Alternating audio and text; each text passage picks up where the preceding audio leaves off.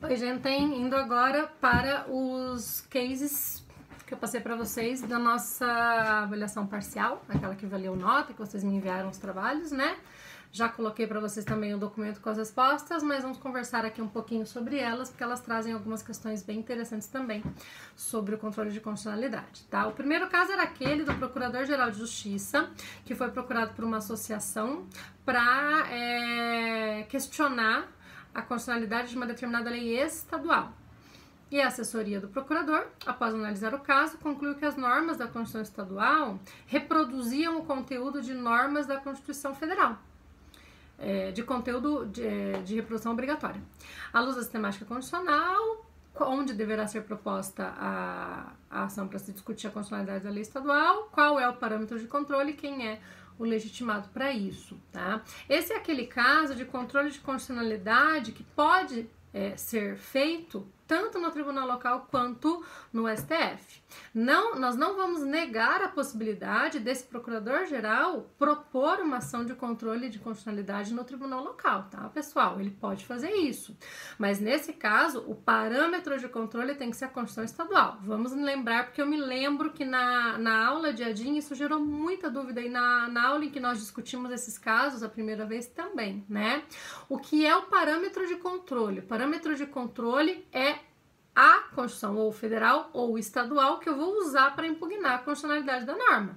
Então, uma determinada lei estadual é inconstitucional ou à luz da Constituição estadual, e ali nós temos o parâmetro de controle, ou à luz da Constituição Federal, e aí nós temos o parâmetro de controle também. Quando eu proponho uma ação direta de inconstitucionalidade no Supremo Tribunal Federal, o parâmetro de controle, ou seja, aquilo que eu vou olhar para dizer que essa norma é inconstitucional, será a Constituição Federal.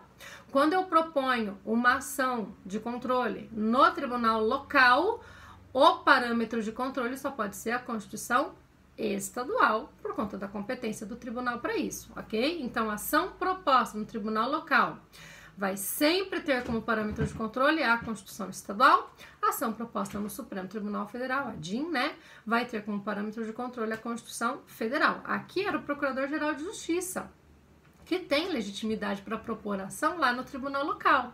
Então, essa ação vai ser proposta no tribunal local, tendo como parâmetro a Constituição Estadual. A lei que se pretende impugnar ali, portanto, vai ser questionada à luz da Constituição Estadual. O parâmetro de controle, portanto, é a Constituição Estadual, ok? Ah, mas o STF não teria que analisar, já que é uma norma de reprodução obrigatória, né? Claro, ele vai poder fazer isso pela via do recurso extraordinário, porque a partir do momento em que o tribunal local julgar essa ação, ele vai fazer isso por meio de um acórdão. E este acórdão pode ser objeto de recurso extraordinário. E aí, sendo objeto de recurso extraordinário, o Supremo Tribunal Federal vai analisar a violação à luz da Constituição Federal, que é o papel dele, né? Olhar para a Constituição Federal. Ser o guardião da Constituição Federal, ele faz isso nesse caso por meio de um recurso extraordinário, ok? Eu coloquei para vocês até ali um julgado bem bacana, ele é grandinho, mas não tenham preguiça, deem uma lidinha, ele é bem legal, tá?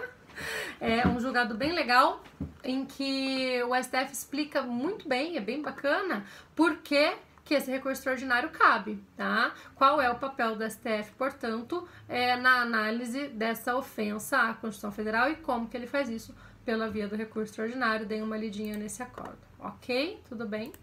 Bom, claro que essa DIN também poderia ser proposta no Supremo, mas aí não poderia ser por esse legitimado, né? Teríamos que cair lá nos legitimados do 103. E aí teríamos como parâmetro de controle a Constituição Federal, né? Acho que ficou claro. Bom, o 2. O Congresso Nacional editou uma lei que tinha lá uma série de inconstitucionalidades. A confederação sindical, uma determinada configuração sindical, que reúne várias federações, 18 federações, cada uma com vários sindicatos, quer impugnar essa norma.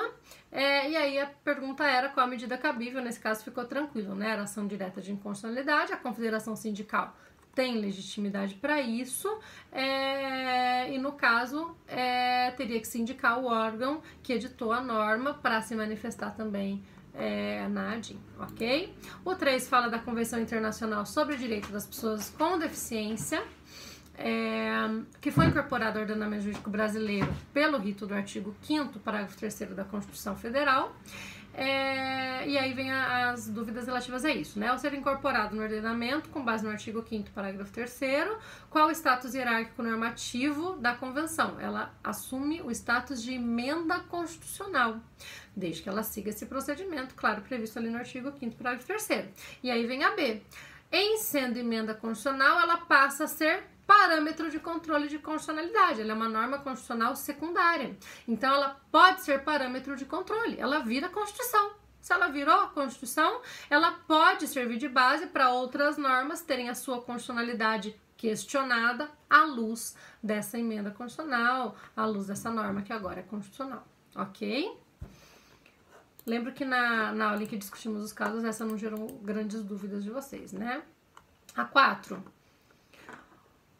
O Ricardo, inconformado com uma decisão judicial proferida em primeiro grau que o condenou ao pagamento de indenização, recorre ao Tribunal de Justiça. O recurso é distribuído para a segunda Câmara Civil e os desembargadores da segunda Câmara, ao analisarem a matéria, entendem que tudo indica que a norma é mesmo inconstitucional, a norma que o Ricardo tinha suscitado lá na demanda dele, tá? E aí eles verificam que nem o órgão especial do tribunal, nem o Pleno do Supremo Tribunal Federal já analisaram a inconstitucionalidade dessa norma. A pergunta era o que eles devem fazer. A segunda Câmara deve observar a cláusula de reserva de plenário lá do artigo 97 da Constituição Federal. Isso é importantíssimo. Vamos lembrar. O que eles fazem? Eles lavram um acórdão reconhecendo a necessidade de remessa do caso para o órgão especial para a instauração do incidente de inconstitucionalidade, remetem o caso para o órgão especial que vai analisar se a norma é constitucional ou inconstitucional. Dali sai um acórdão. Volta o caso para a segunda Câmara, para o órgão fracionário, que vai prosseguir o julgamento do recurso do Ricardo à luz do entendimento adotado pelo órgão especial com relação à inconstitucionalidade. Isso é a observância da reserva de plenário. Cabe recurso extraordinário aí? Cabe deste terceiro acórdão do órgão fracionário que, prosseguindo no julgamento do recurso, adota o entendimento do órgão especial quanto à inconstitucionalidade para julgar o mérito recursal. Deste acórdão cabe recurso extraordinário, ok? E se o órgão especial decidiu pela inconstitucionalidade da norma, esse é aquele recurso extraordinário que é interposto com base na linha B e não na linha A do permissivo constitucional, ok? Porém, se o órgão especial entendeu que a norma é constitucional, aí o recurso extraordinário que é interposto do terceiro acórdão aqui, do acórdão do órgão fracionário, é interposto com base na linha A do permissivo constitucional. Isso é importantíssimo, até para afastar a súmula 284 do STF, né? É importantíssimo saber indicar qual é o permissivo constitucional que autoriza a propositura, a interposição, desculpem, do recurso extraordinário nesses casos, ok? Lembrando que a súmula dizendo que não cabe recurso do acórdão do órgão especial. No máximo, embargo de declaração, que sempre cabe, né?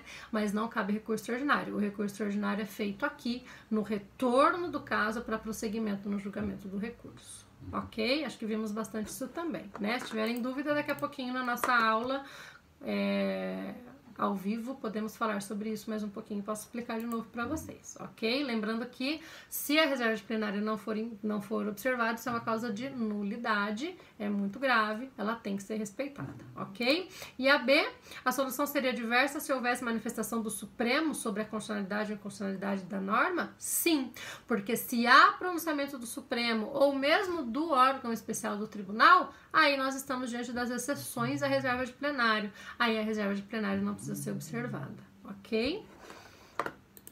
E lembrem também da súmula vinculante número 10, que vai nos dizer que mesmo quando o tribunal se limita a afastar a aplicação da norma no caso concreto, porque ela viola a Constituição, também tem que ser observada a reserva de plenário, né? Isso também é bem importante. Questão 5. Houve edição de uma lei por um estado, criando um município, desmembrando de outro município, conta-se aqui toda uma historinha para no final dizer que o diretório municipal de um determinado partido quer propor uma ação direta de inconstitucionalidade. Pode? Já vimos no vídeo anterior. Não, somente o diretório nacional, entendimento do Supremo. né? E por fim, 6. A Confederação Nacional das Indústrias ingressa com ação direta de inconstitucionalidade, tendo por objeto a Resolução 3 do Conselho Nacional do Meio Ambiente, CONAMA, e da Instrução Normativa 19 de 2001, que estabelece que os participantes de mutirões ambientais indicados por entidades civis ambientalistas ou afins, devidamente treinados e credenciados pela Coordenação Geral de Fiscalização Ambiental do IBAMA, passam a ser denominados agentes ambientais voluntários, né? Contei toda a historinha do caso para vocês. Essas normas foram editadas em razão das atividades administrativas atribuídas por leis federais, em especial a Lei 693881. A ação poderá ser admitida? Aqui nós estamos diante daquela questão dos atos infralegais. É inclusive o mesmo caso que eu citei nos exercícios anteriores e no vídeo anterior para vocês. Nesse caso aqui não vai ser admitida. Por quê? Porque esses atos são infralegais. Eventual problema que eles tenham é de legalidade, ou seja, eles ofendem a Lei 693881 e as outras leis que regulamentam esta questão. Portanto, é um problema de legalidade com o qual o STF não se preocupa. Eles não têm caráter autônomo. Se eles tivessem caráter autônomo, cairíamos naquela exceção que foi levantada nos julgados, que eu trouxe para vocês também no documento anterior e no vídeo anterior, mas isso é excepcional. Como regra, esses atos não podem ser objeto de controle de constitucionalidade. Ok, pessoal? A solução dos exercícios era essa. Com isso, nós fechamos o tema da ação direta de constitucionalidade, do controle difuso, enfim, todos esses temas do primeiro bimestre. Daqui a pouquinho nós vamos nos encontrar, vocês vão ver esses 2 vídeos, vão ler o texto que eu vou disponibilizar para vocês e também os casos todos que eu trouxe citados aqui, os acórdãos do STF que eu trouxe citados aqui, e entramos então ao vivo para tirar todas as demais dúvidas que vocês tenham, eventualmente explicar algum caso desses novamente e continuarmos aí nos nossos debates sobre essas questões para que vocês possam ficar com tudo na ponta da língua e não ficar com nenhuma dúvida, porque esse tema traz uma série de detalhezinhos, uma série de questões complexas, ok? Até já! Um beijo para vocês!